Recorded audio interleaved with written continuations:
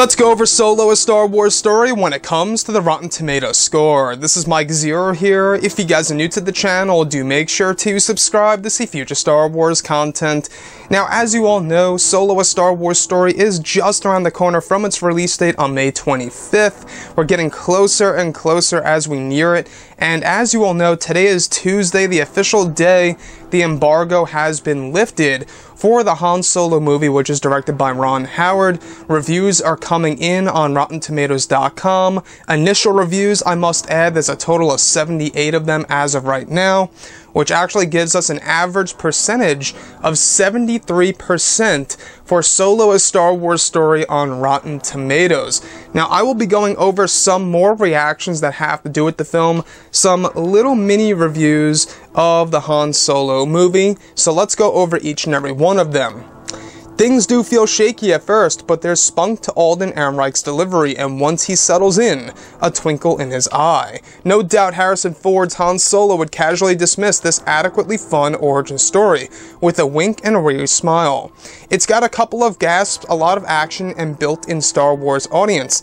Pretty much everything a movie needs, except one, a compelling reason for being. Solo is also the most lighthearted and fun film so far in the expanded Star Wars universe.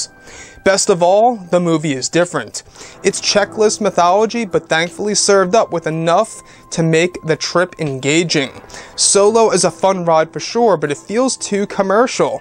It is the least epic installment of the Star Wars franchise. Solo, the latest entry in the Lucasfilm franchise, brings Star Wars back to Earth with a Millennium Falcon rattling bump. It's no minor accomplishment that the movie is making its targeted May 25th release date, and borderline miraculous that it isn't a total disaster. Solo is the first Star Wars film in recent memory that feels like it's seeing something. It's a dazzling affair that captures the whimsy and tactility of the original trilogy, arguably better than any of the other Disney-era Star Wars flicks.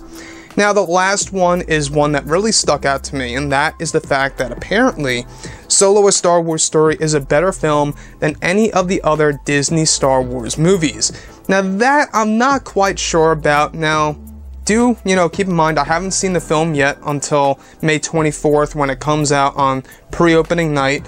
I haven't seen the movie yet, but I feel like it's going to be tough to beat Rogue One as far as, satisfactory goes, the things that are delivered in the movie. I think that Rogue One was amazing. It was one of my most favorite Star Wars movies out there when it comes to the Disney era movies. And looking at Solo, we do know that this is a heist movie.